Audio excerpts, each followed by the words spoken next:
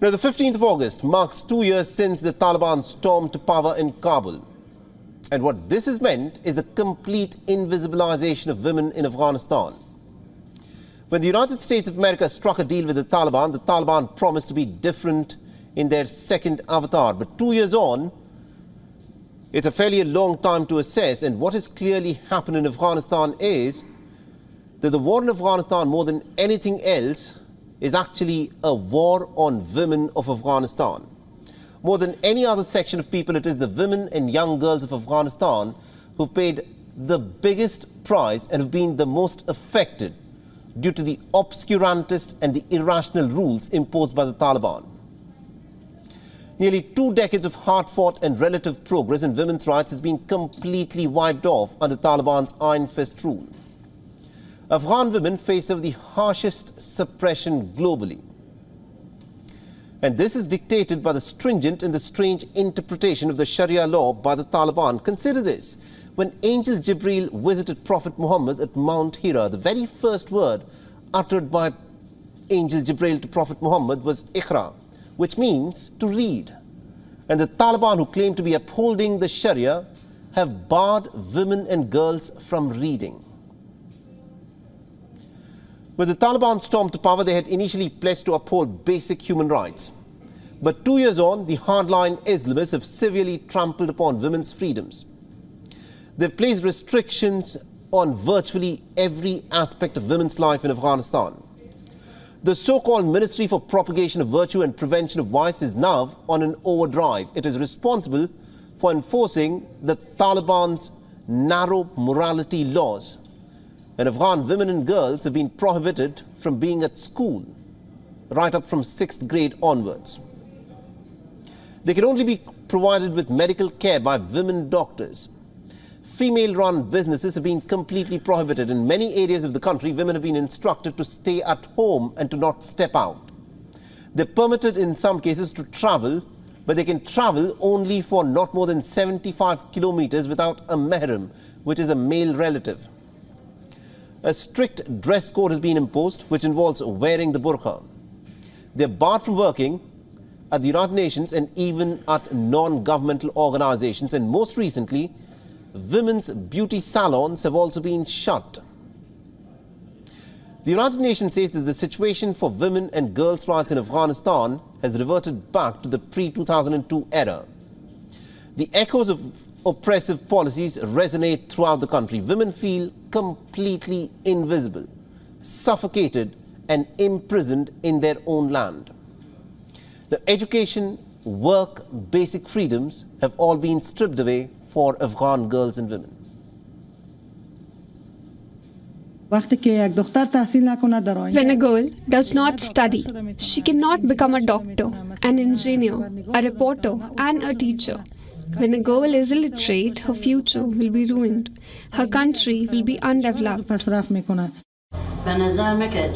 From my point of view, if the situation continues like this, the future will be dark and uncertain. It will cause that half of the society gets paralyzed. Now, even though Afghanistan's universities have expressed their readiness to welcome female students, the ruling Taliban leaders, who wield the ultimate power over their fate, have disallowed this.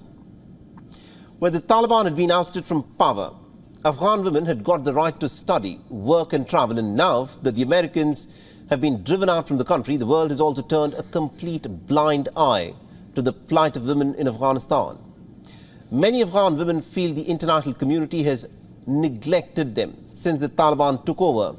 They see the Western nations as watching and condemning and sometimes even engaging with the Taliban, but doing very little to improve the plight of women who are caught in this country. In reality, the war in Afghanistan did not end with the Americans packing their bags and fleeing.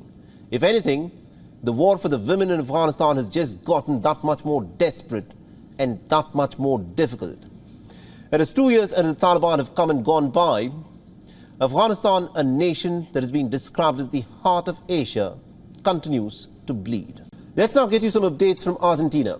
Argentina is heading into its presidential elections that are slated for October later this year. But a far-right rockstar libertarian candidate has just shook up the presidential race. by bagging the highest number of votes in the primary elections to choose the presidential candidates.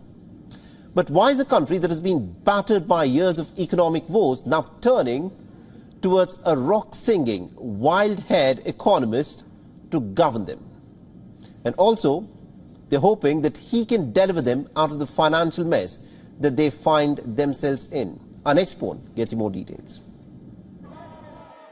Javier Milei is a charismatic man of contrasts.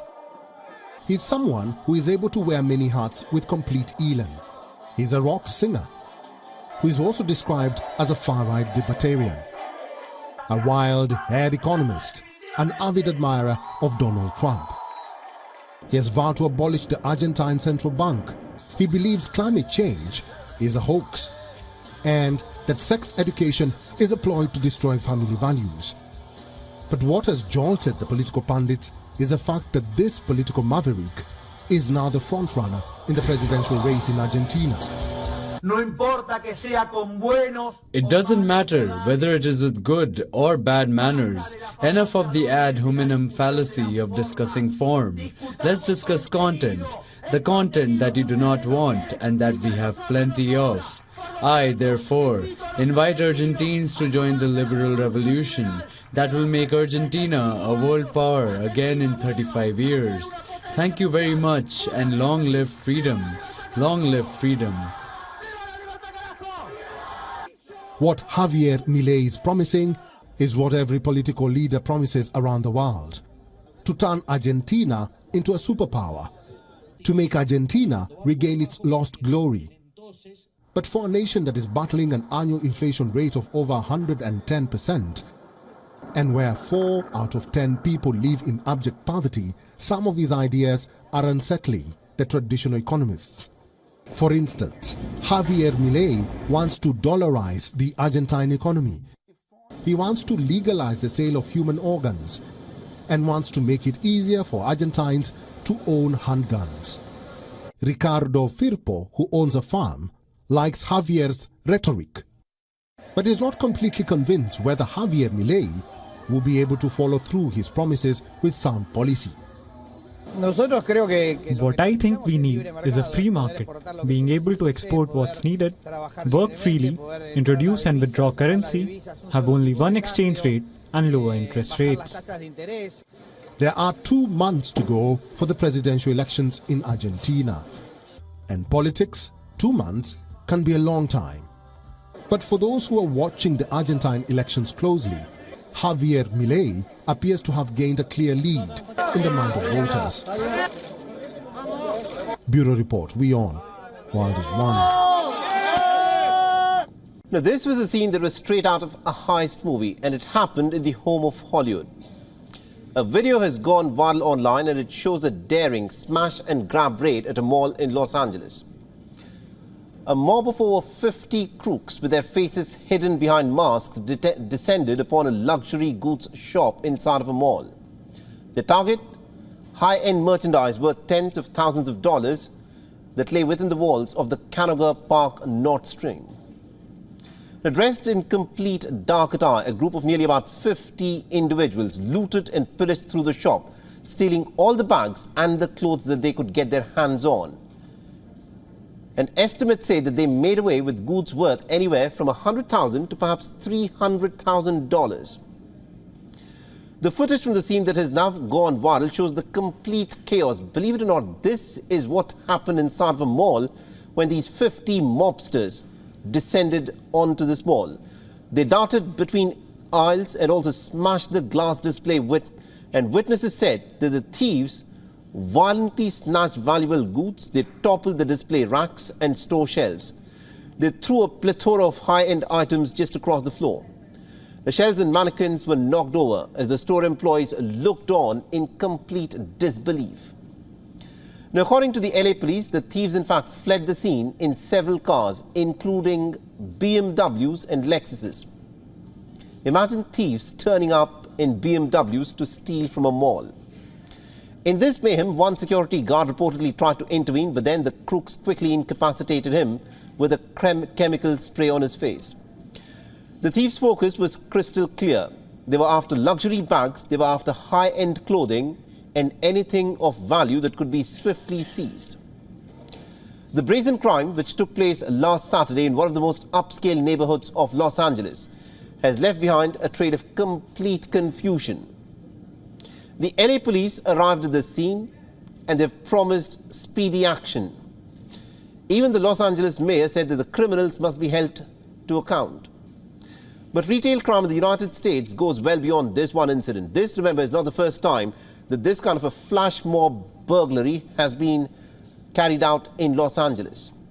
Just last week, up to 30 people reportedly raided a Yves Saint Laurent shop at a brand shopping center in Glendale. The thieves that carried out a near identical attack took goods worth $300,000. It remains unclear whether it was the same bunch of mobsters who carried out this attack. The brazen robbery has sparked fervent demands for more aggressive policing and measures to quell the surge in violent thefts in the United States. An eerily similar scenario also played out back in 2021 when a group of 5 thieves had wreaked havoc deploying some mysterious spray. The ensuing chaos had prompted a large-scale evacuation. Several suspects were apprehended, which revealed their links to a larger pattern of organized crime spanning multiple robberies.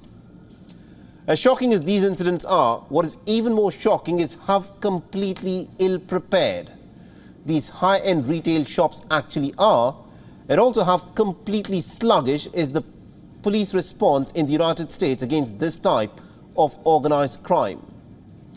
The U.S. National Retail Federation has estimated that the retail losses due to this kind of retail theft have totaled a staggering $100 billion last year, that is in the year 2022.